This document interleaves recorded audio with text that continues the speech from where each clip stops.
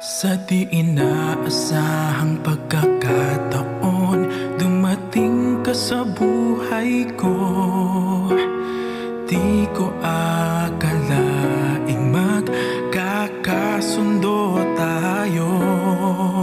Sa Ama'y pinagpanata kita, sinambit ang pangalan mo sa Kanya. At sinabi kong mahal kita, wala nang alinlangan pa.